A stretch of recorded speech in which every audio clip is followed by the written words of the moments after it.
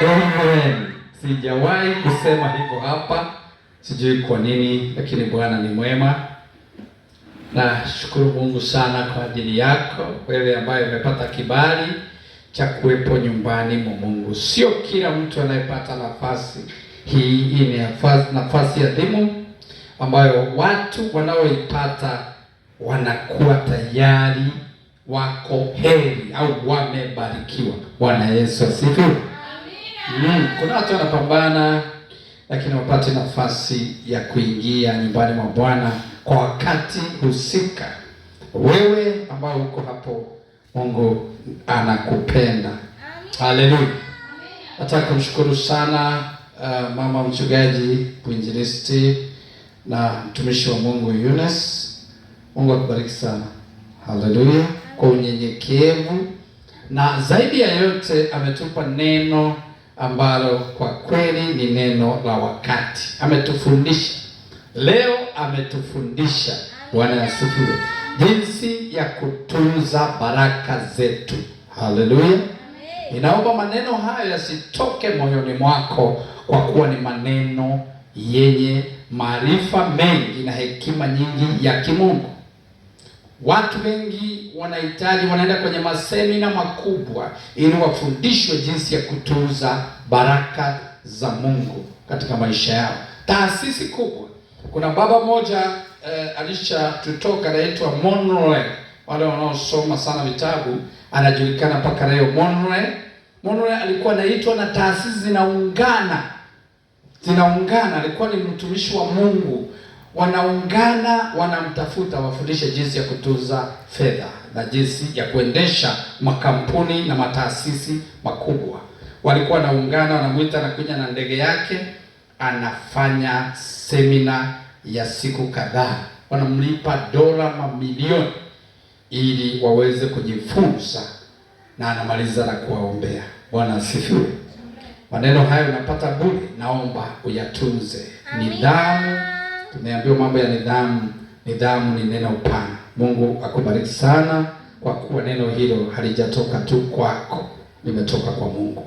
Bwana asifiwe. Amina. Nachukua nafasi hii kukukaribisha wewe ambaye umekuja nyumbani mwa baba yako, Mungu wako, ambaye ana kitu kipya leo tena kwa ajili yako. Nashukuru Mungu kwa neema ambayo ametupa. Tumekuwa tukijifunza na Mungu akaniambia kutoka kwenye msingi ambao niliweka kupitia kwa kinywa chako, nikatoa mambo matatu, ambalo la kwanza lilikuwa ni kujijua mwenyewe. Tukajifunza jinsi ya umuhimu wa kujielewa wewe ni nani. Bwana asifiwe. Unajua, ukirudi kujitathmini, unarudi kwenye misingi.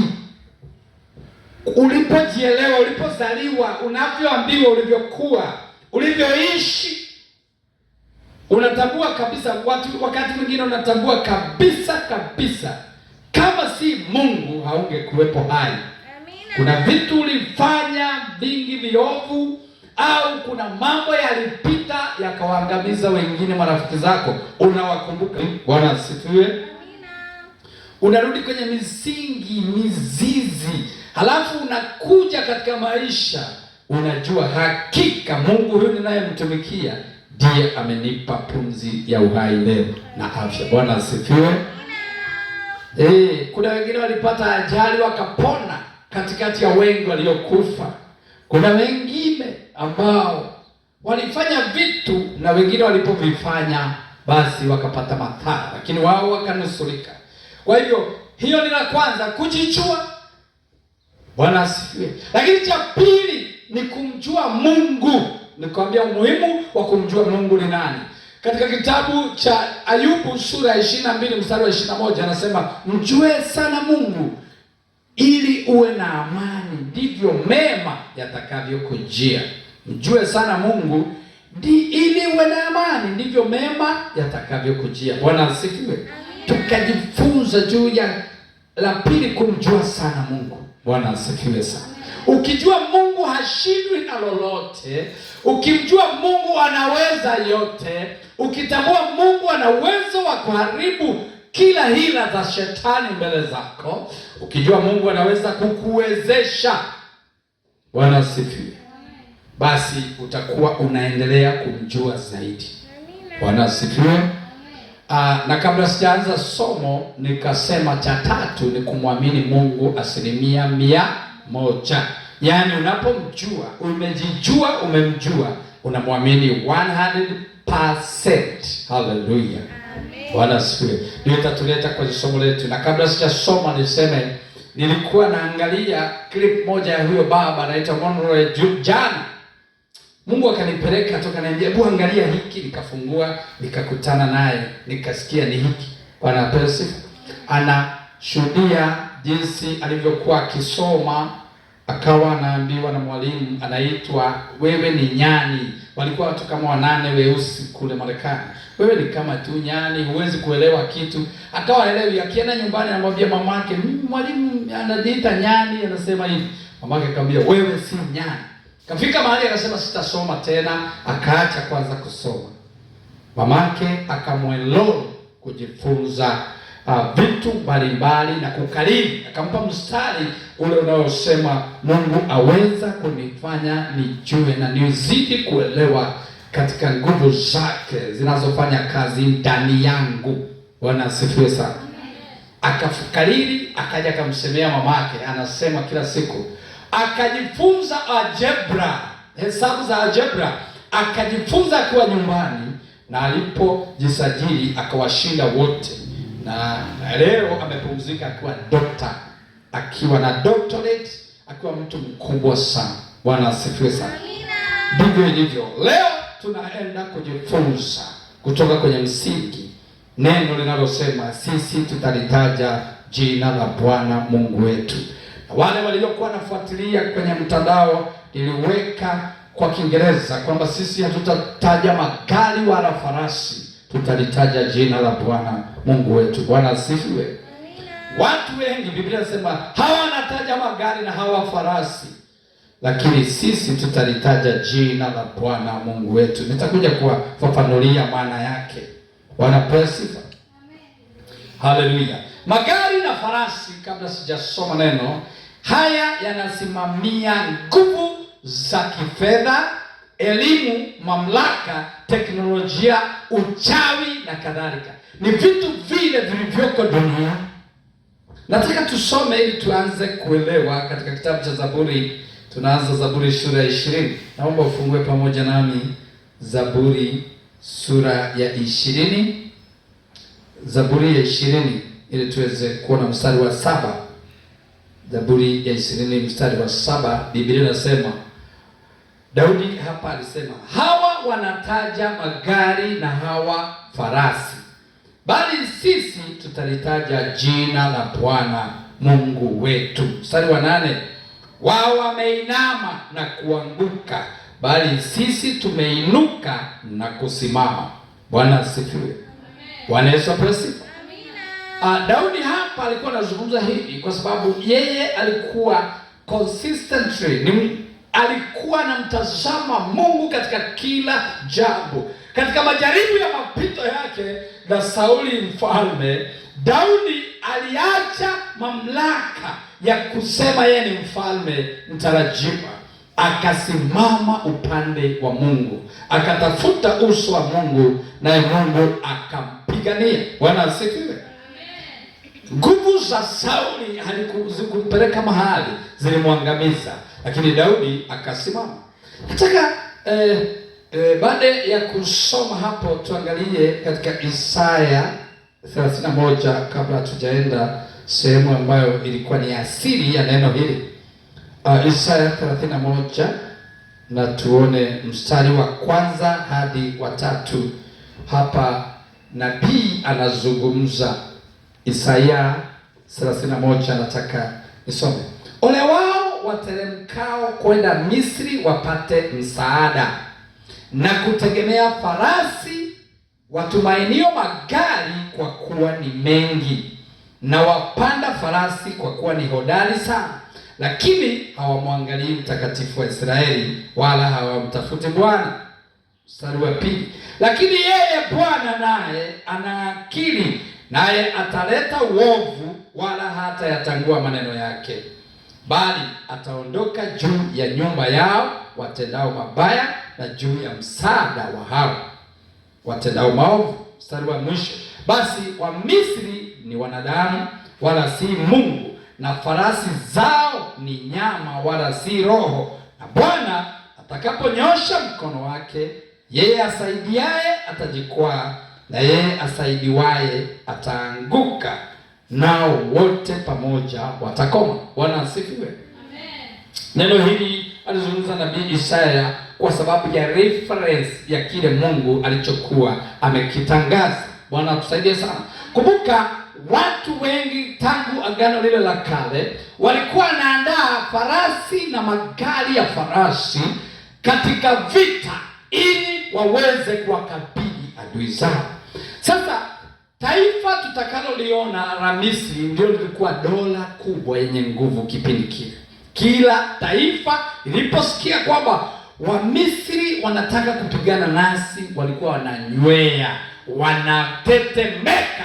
Lakini tutaona asili hii. Bwana pesifa. Unaona hapa anasema ole wao. Neno ole maana yake ni wamelaaniwa wanaotegemea nguvu zao, wanaotegemea mamlaka yao, wanaotegemea fedha zao ili waangamize wengine. Anasema wanaotegemea magari na farasi. Wewe uliyeokoka unaitwa heri, uliyebarikiwa. Hao wanaitwa ole, wamelaaniwa, lakini wewe unaitwa heri. Una fursa zote za kufanikiwa, maana una funguo zote za mamlaka. Bwana asifiwe. Nataka nitangaze hili mapema kwamba una fursa zote za kubarikiwa, zikiwemo pia kujua jinsi ya kutunza hizo baraka zako kama tulivyofundishwa. Lakini niseme hivi, maneno ya kinywa chako yana nguvu na mamlaka yote ya kuangamiza adui yako. Bwana asifiwe. Je, adui yako ni ugonjwa, ni umaskini au ni madeni? Nataka tuangalie sasa asili ya neno hili la kutumia magari na farasi katika kitabu cha Kutoka. Fungua pamoja nami ili twende tuelewe kile tunachojifunza leo. Kutoka sura ya 14. Tuanze mstari wa 9, tutaendelea kidogo halafu tutaelewa. Hapa ilikuwa ni habari za wana wa Israeli walipokuwa natoka katika nchi ya Misri. Hapa ndipo Mungu alipoanza kudhihirisha nguvu na uweza wake juu ya nguvu ya dola ya Misri ambayo ilikuwa inaogopwa. Walikuwa na nguvu sana ya kijeshi. Bwana asifiwe. Walikuwa na uwezo wa kuharibu mataifa yoyote na kuyateka na kuyaweka chini yao. Lakini nataka tuone katika kitabu hiki. Biblia inasema sura ya 14 mstari wa 9. Wamisri wakawafuata nyuma yao, farasi zote na magari yote ya Farao na askari zake wenye kupanda farasi na jeshi lake, nao wakawapata hali wamepanga pale karibu na bahari, karibu na Pi-Hahirothi kukabili Baal-Sefoni. Hata Farao alipokaribia, wana wa Israeli wakainua macho yao, na tazama, Wamisri wanakuja nyuma yao. Wakaogopa sana. Wana wa Israeli wakamlilia Bwana. Bwana asifiwe. Wakamlilia Bwana, wakamwambia Musa, twende mstari wa 14. Mstari wa 14. Musa akawaambia, Bwana atawapigania ninyi, nanyi mtanyamaza kimya. Bwana Yesu asifiwe. Pamoja na kile wanachokiona na macho, ni kweli na ni halisi kwamba majeshi ya Wamisri yalikuwa na nguvu na uweza na mamlaka ya kimwili ya kidunia. Lakini Musa akawaambia, nyamazeni, mtauona wokovu wa Bwana, kwa kuwa Bwana atawapigania ninyi, nanyi mtanyamaza kimya. Mstari wa 17. Nami tazama, nitaifanya mioyo ya Wamisri kuwa migumu, nao wataingia na kuwafuatia, nami nitajipatia utukufu kwa Farao na kwa jeshi lake lote, kwa magari yake na kwa wapanda farasi wake. Bwana asifiwe. Waisraeli wakisikia inatajwa magari na farasi, manake ni nguvu zinazotumiwa na wanadamu katika dunia. Haleluya. Uchawi na uganga ni farasi na wapanda farasi. Bwana asifiwe sana. Leo kuna watu wanaweza akaogopa akisikia hapo jirani yake kuna mganga, kuna mchawi, analala akiwaza, hawezi hata kufunga macho, anatetemeka, anasema mimi nitahama mji. Bwana atusaidie sana. Bwana anasema usiogope, kwa kuwa Bwana atawaangamiza adui zako. Haleluya. Bwana asifiwe. Nini hicho kinachokufuatia? Bwana asifiwe sana. Nataka tuone mstari wa 18. Na Wamisri watajua ya kuwa mimi ndimi Bwana nitakapokwisha kujipatia utukufu kwa Farao na magari yake na farasi zake. Bwana asifiwe. Mstari wa 23 nataka tugusa alafu tujifunze kitu. 23. Na wale wa Misri wakawafuatia, wakaingia ndani katikati ya bahari, farasi zote za Farao na magari yake na wapanda farasi wake. Haleluya. Hawa waliingia wakati bahari ligawanyika, wakawafuata nyuma. Mungu akaweka kati yao giza ili wasiwaone wana wa Israeli. Mstari wa 26. Mungu akayaondoa magurudumu ya magari yao hata wakaenda kwa uzito. Na Wamisri wakasema, na tukimbie mbele ya Israeli, kwa kuwa Bwana anawapigania kinyume cha Wamisri. Bwana asifiwe. Na ijulikane na adui yako kwamba Bwana anakupigania leo katika jina la Yesu. Hiyo changamoto unayopitia, na ijulikane na adui yako kwamba Mungu anakupigania kinyume na adui yako katika jina la Yesu. Wanaokufuatia leo wajue kabisa ni heri wakimbie mbele zako, kwa kuwa Bwana Mungu wako anakupigania. Bwana asifiwe. Sijui kama unaelewa. Mstari wa 28 unasema, yale maji yakarudi yakafunikiza magari na wapanda farasi, hata jeshi lote la Farao lililoingia katikati ya bahari nyuma yao, hakusalia hata mmoja. Sema hata mmoja. Wakati vile utajaribu kutrace, je, hii jambo lilikuwa inanifuatia kweli? Hauoni. Hii hali ilikuwa katikati ya maisha yangu. Utasema no, I can't trace because I am full again. Watu watasema hakika wewe haujawahi kuwa na hii changamoto. Haleluya. Bwana asifiwe. Wakuwa utakuwa unafanya chochote na zaidi ya watu wengine wanavyoweza kufanya katika jina la Yesu. Haijalishi hiyo changamoto imechukua muda gani. Huu ndio wakati Mungu anasema ni mwisho. Nimechoka kuona hali hii. Ni mwisho kwako kwa jina la Yesu Kristo. Huu utakuwa mwanzo wa mwisho wa changamoto yako katika jina la Yesu Kristo. Magari na mapanda farasi wanatupwa baharini leo katika jina la Yesu. Haleluya. Bwana Yesu apewe sifa. Katika Kutoka 15 tutasoma mstari wa kwanza wa 19 na wa 21. Biblia inasema, ndipo Musa na wana wa Israeli wakamwimbia Bwana wimbo huu, wakanena na kusema, nitamwimbia Bwana kwa maana ametukuka, farasi na mpanda farasi amewatupa baharini. Haleluya. Bwana Yesu asifiwe. Leo lazima uwe na wimbo mpya katika jina la Yesu. Lazima uwe na wimbo mpya, kwa kuwa farasi na wapanda farasi watateketezwa leo katika jina la Yesu. Mstari wa 19 unasema, mstari huo ni wa kwanza, alafu tunasoma wa 19 ambao unasema, kwa maana farasi za Farao na magari yake na wapanda farasi wake waliingia ndani ya bahari, Bwana akayarudisha maji ya bahari juu yao, bali wana wa Israeli walikwenda katika nchi kavu katikati ya bahari. Oh my God. Bwana asifiwe. Utatembea mahali ambapo wengi watashangaa ni muujiza wa aina gani. Katikati ya bahari kukatengenezwa njia. Hawakutitia, lakini waliowafuatia nyuma pale katikati ya bahari wakazamishwa pamoja na nguvu zao, magari yao na farasi zao. Uchawi na uganga wao hauna nafasi kwako katika jina la Yesu.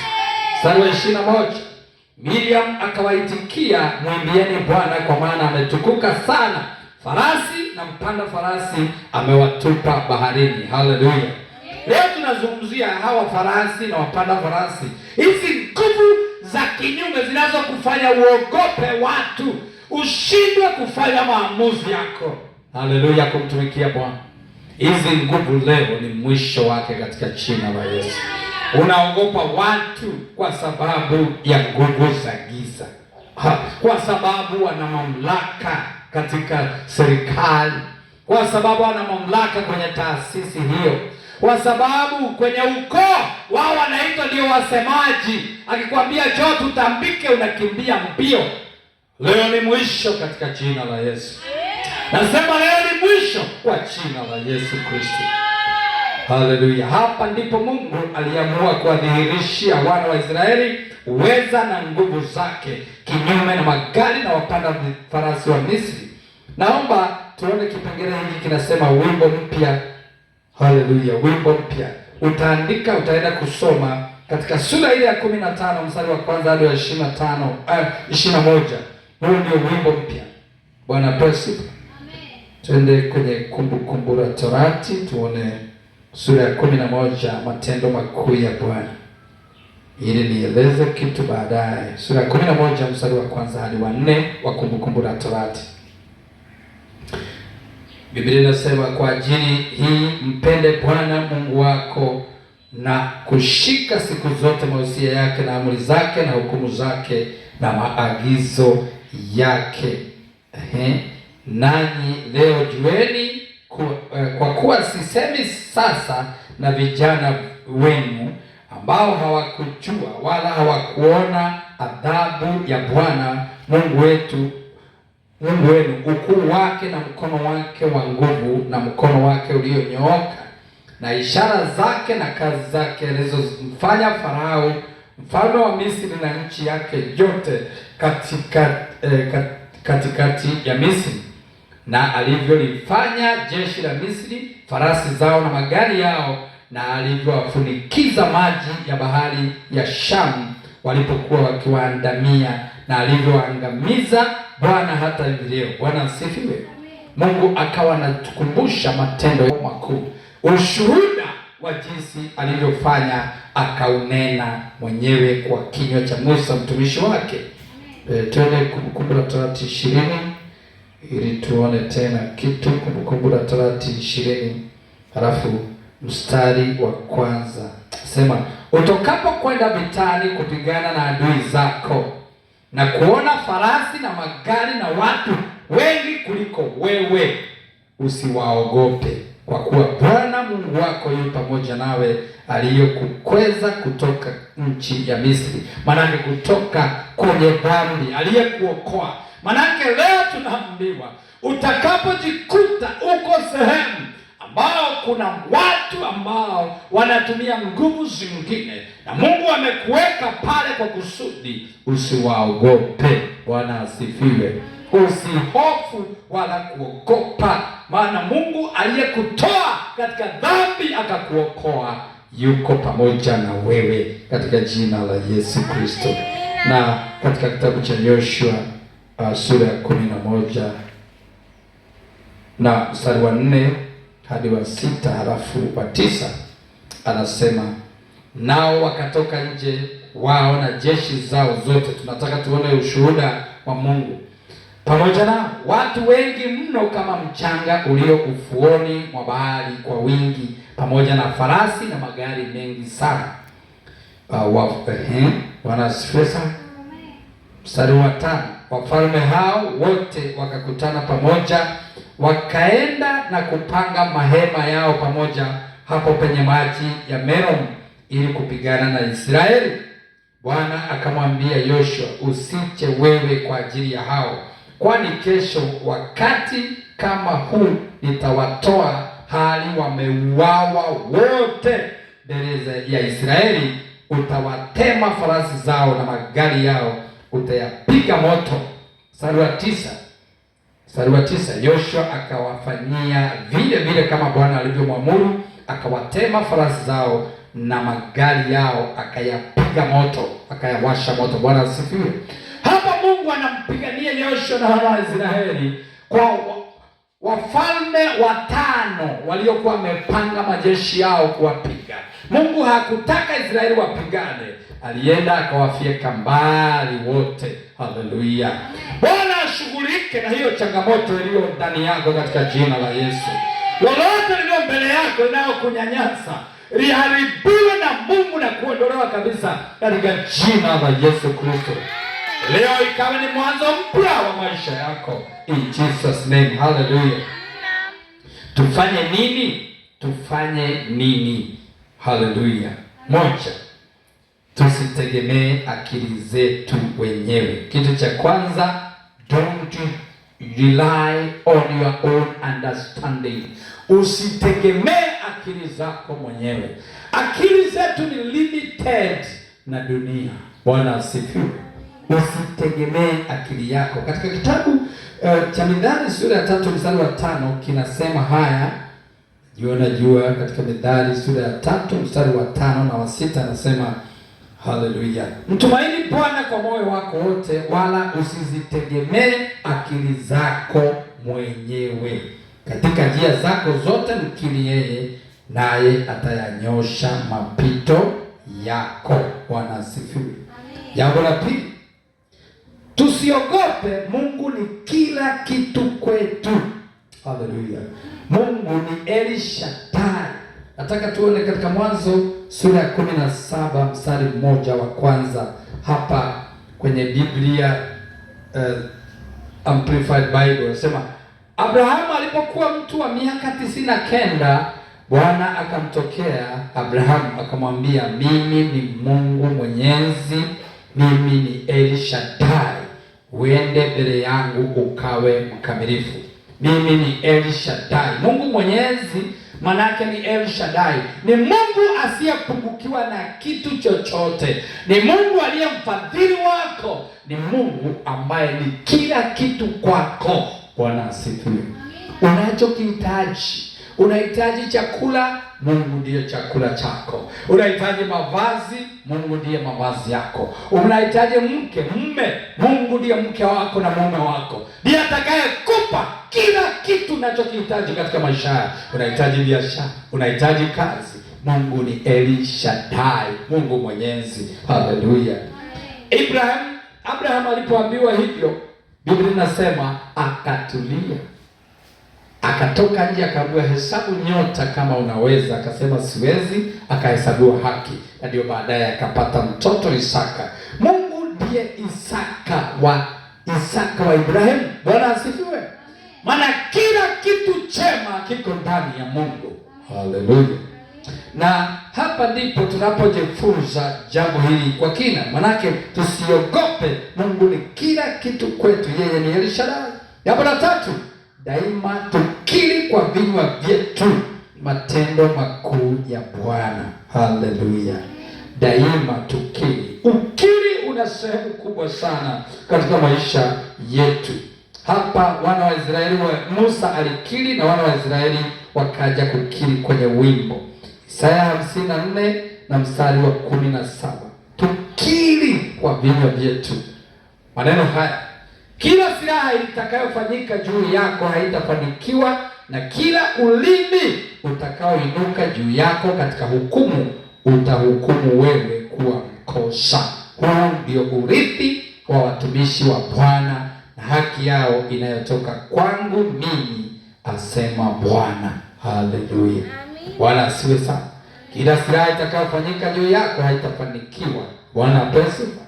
Manake kila mwenye hila na mwenye nguvu za kimwili atakapoinuka juu yako hatafanikiwa. Unapojua na kukiri hivyo kwa kinywa chako, hata unapomwona na kuja amejitutumua, wewe unasema ndani ya moyo wako, siogopi, Bwana yu pamoja nami. Haleluya. Bwana Yesu asifiwe. Hii ndio urithi wa watumishi wa Bwana. Bwana sifa. Haleluya. Sisi hatutataja nguvu zetu, hatutataja wafadhili wetu. Sisi tutalitaja jina la Bwana Mungu wetu. Haleluya. God is everything to us. Mungu ni kila kitu kwetu kama kanisa mahali hapa. Haleluya. Bwana asifiwe sana. Hatutegemei nguvu za wanadamu, tunategemea nguvu za Mungu, ulinzi wa Mungu. Neema iliyoko katika Kristo Yesu. Bwana asifiwe sana. Leo tutalitaja jina la Bwana Mungu wetu. Nataka tusimame we declare. Tunaendelea na somo.